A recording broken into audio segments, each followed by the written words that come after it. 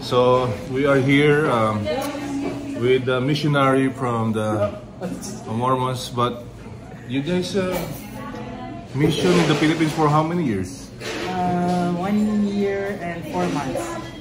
Oh, okay, usually. We had 2 months training in Utah. So how do you learn our language, the Tagalog? Sa totoo lang, sa country ng Pilipinas. Okay. Oy, okay. Kasi sa Utah, mga training lang. Mga training lang. Yeah.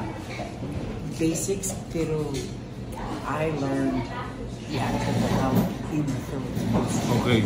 From yung mga matatanda at yung mga bata. Kasi kung yung kasama namin at yung dad namin, hindi sila magka-correct sa amin. Oh, hindi kita tama. Parang nahihiya silang So, sabi mo, pangit yung pangalan niya. Pero yung pangalan mo maganda. Hindi, yung pangalan niya. Okay, pangalan niya. Yung pangalan niya, mas pangit.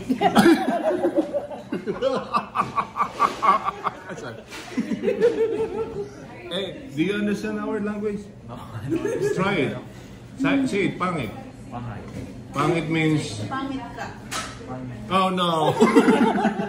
Pangit niya means you're ugly. You just told him he was ugly? No, You're pointing at don't worry.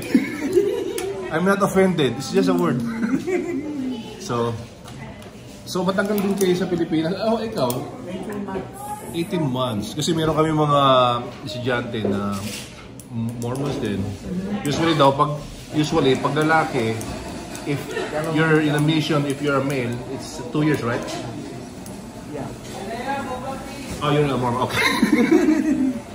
And if you're a Kenny or a woman, it's like it takes 1 year and a half. Yeah. Yeah, 18 months. So, how's the experience living in the Philippines to having a ministry and a mission in Tagalog? Oh, in Tagalog. Yeah, in Tagalog. Maganda sa mission. Dahil spiritual yung sa akin. Araw-araw dapat dapat spiritual ka. Okay. Pero ang daming pogi doon. Oh, isa na ako doon na hindi. Pogi daw. Eh, actually, yes. Ang dami talaga. Tsaka mababango sila. Ako lang yata yung maasim. Okay. So, saan lugar, Temple?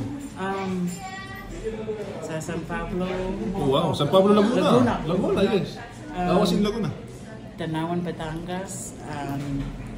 Lucena. And yung pinaka-favorite ko sa Mindoro. Oh, wow. Yeah. Hindi ka ba nakapunta bandang Visayas? sa Mindoro, to Lucena, Yeah. And what do you call it? Lucena. Sorry. That's Eh, ikaw ate, anong pangalan mo ulit? Yeah. Pangit? No, sorry. Grabe. No, biro lang. No, your name is? Sina. Yes. Okay, so you're Sina. So, saan ka napuntang lugar sa Pilipinas? Sa Naga. Naga City. Saan yun? Bicol region. Oh, okay. Oh. So, kamusta naman ng pananalaki mo doon? Gusto ko yung mga Are you talking about the Filipino pa lang or the Americans? Ada pagkain. Ito na pala. So what dishes you like? Because these are all Filipino food. Bicol Express. Oh, the spicy one. Hello? Okay. Sige, order tayo.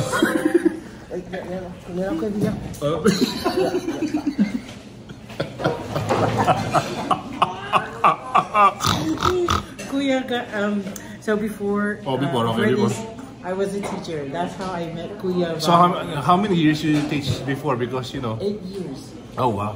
So after 8 years, then you went to DOH. Yeah. After 8 years, Mom got sick. We had to take her off island. I was the only one with the walang asawa then. So all the siblings got together and said, oh, okay, dapat ikaw magkasama kay nanay. Tagalogin mo, paano nila maintindihan? It's a, Anyway, it was good to see you. it's a long again. story Kuya. regarding the relationship. But anyway, yeah. Okay, bye. Kuya, it was good to see you. Nice to meet you, Temo. Congrats on your education. Yeah, I just finished recently. Congrats. Okay.